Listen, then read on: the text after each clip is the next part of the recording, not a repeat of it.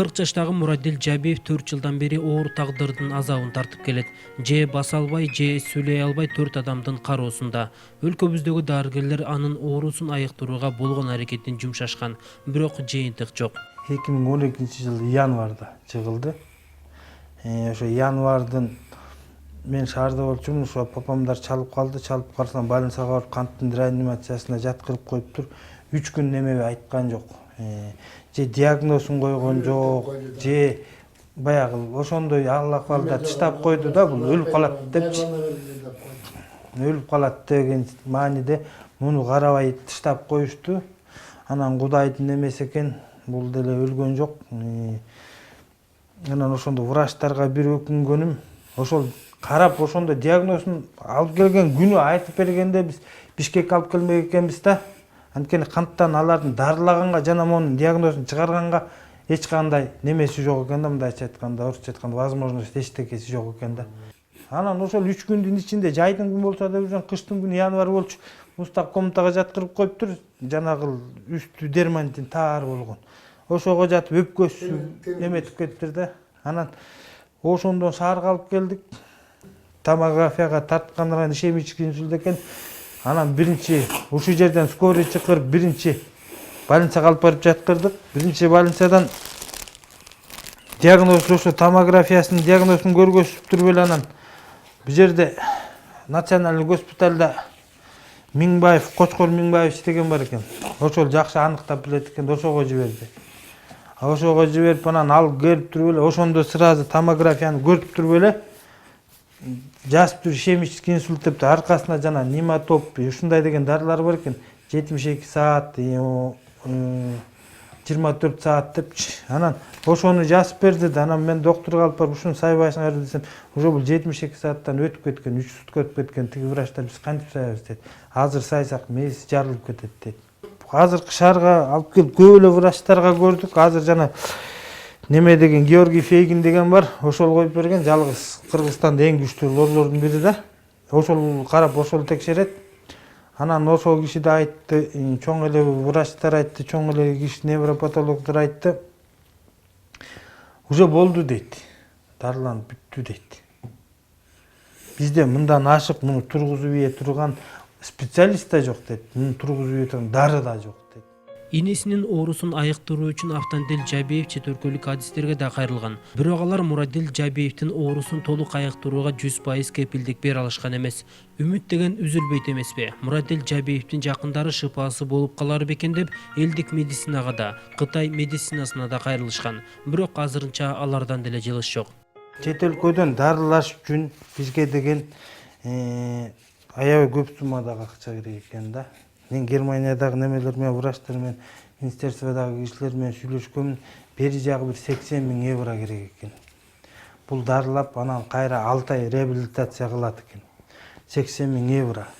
Бирок бир носу бар, гарантия бербей атат да. Израиль жактагы берген жок гарантия. Ал жакта да врачтар менен мунун врачы сүйлөшүп көрүптүр. Бу жердеги врачтар ошо гарантия эч кимиси берген жок. Азыркы министрлик менен дагы Түркияга дарылайт деген кишилер аркылуу дагы сүйлөшүп, муну да киргизгем. Киргизсем, мунун транспортировкасы бар экен, муну өсүнчө ташыш керек экен. Анан муну баргандан кийин түрктөр деле айтыптыр, дарылай албайбыз го, жөн эле убара болуп калат го депчи. Бир немебиз эле Кудайдан үмүт этип, эмне тыштап сала албайсың, аркы доктурга алып барабыз, берки доктурга алып барабыз. Муну круглосуточно карабаса, бир жерден чыгып булардын неметип, булар дагы экзамен кычышып, пынчышат, анын баарын убагында түн болсо да тазалап туруш керек. Анан жумуштан калат, кээде атабыз, кээде биз жумушка да болуп калабыз. Ар кандай да, бирок ушул 4 кишини кармайт да. Бери жагы апамды кармайт, атамды кармайт, мени кармайт, анан менден кичи инимди кармайт. Төртөөбүздү кармайт. Киркогун апабыз жууп берет. Атабыз бир күн карайт, бир күн иним карайт, бир сутка карайт. Бир күн эмес, бир сутка карайт. Ошентип карайбыз, салмак. Анан бир дагы жакшы жер ушулардын пенсиясына кичине тыйынтып бир кош берип койсо деген. Анткени чыгып башка жерден иштей албайбыз да. Только ушуну карап ушуга байланып калдык да. Андан эле мунун тигинде памперс эле канча акча кетет. Анан постоянно мындай таза болуп турсун деп салфетка тетигиндейлер менен сүртүп турабыз постоянно. Булдан баары наразы экен, бир алганыбыз эле бир күндө эле 300-400 сом калабыз. Анан ошону менен тазалап турабыз. Могу сыяктуу болгон алфавит менен эле курсак ачканда сурайбыз. Эмне ичесиңер, эмне жейсиң деп алфавит менен. Муну менен бир тамак ишем деп айтышкан немени бирден көргөзүп, бул көзүн ымдап көргөзүп, бир саат тараң сүйлөшөбүз.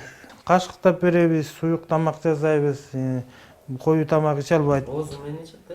Оозу менен ичет, эми бул 1 жыл 2 жыл бул мурду менен жанагы зонд деген неме менен ишчекен. Анан азыр тетигинтип мясорубка алып алганбыз. Мясорубкадан өткөрүп беребиз бардык тамакты. Нам болобу, каша болобу, бүтүн мясорубкадан өткөрүп, майдалап туруп, анан мындай ысыкта иче албайт, мустакыраак кылып беребиз. Анан бир күндө 2 мал, 3 мал беребиз. Эми азыркы убакта болсо айлык ушу элден угуп бул жерде врач бар экен. Өзү негизи врач экен, невропатологбу. Анан ошого сүйлөшүп келип, ушу 2-3 айдан бери көрүнүп атабыз. Илотерапиясын алды, анан бир дарыларын берген. Пока бул киши акча деле сураган жок. Убактылуу баягы мен качан жардам жеткенде алам акча, же болбосо албайм деп койду. Анан акыркы күндөрү айтты, ушу баланы бастырбай, ушу чукулураак, мага чукулураак жерден квартира болсо алсаңыз, баланы жаткырып алып көрөлү, аракет кылалы деди. Анан ошону менен ушинтип келдик, анан ушинтип анан иштеп жатабыз.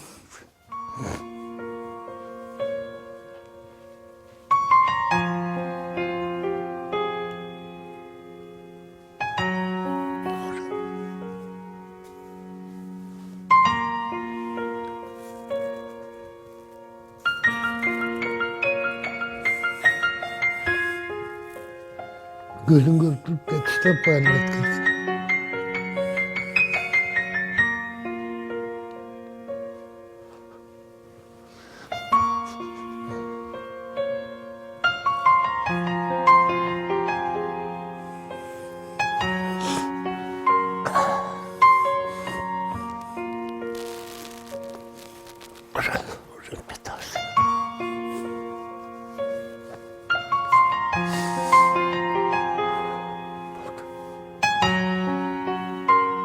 Vallahi. Kulağın yerden bilse yaxşı olup gidersin.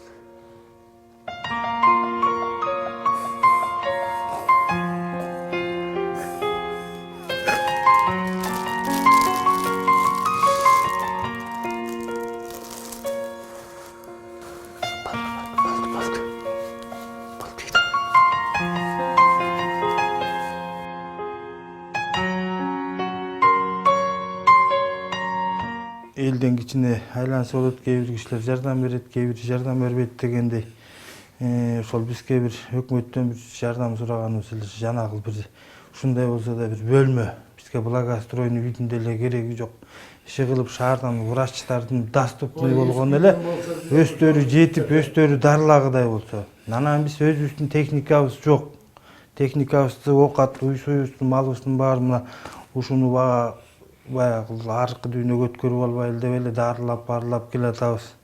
Болгон оокатыбыздын баарын саттык. Анан врачты ташыганга да уже шартыбыз калбай калды. Агасынын айтымында Мурадил мурда күнүнө бир аз сыртка чыгып, күн көзүн көрүп турчу. Бирок акыркы күндөрү анын абалы оорлошуп барат. Азыр коляскага да өз алдынча отура албайт. Сүйлөй албаса да баарын сезип турат. Кээде жашып ыйлап алат. Жакындары Кудайдан анын өмүрүн тилеп күн кечирип келишет.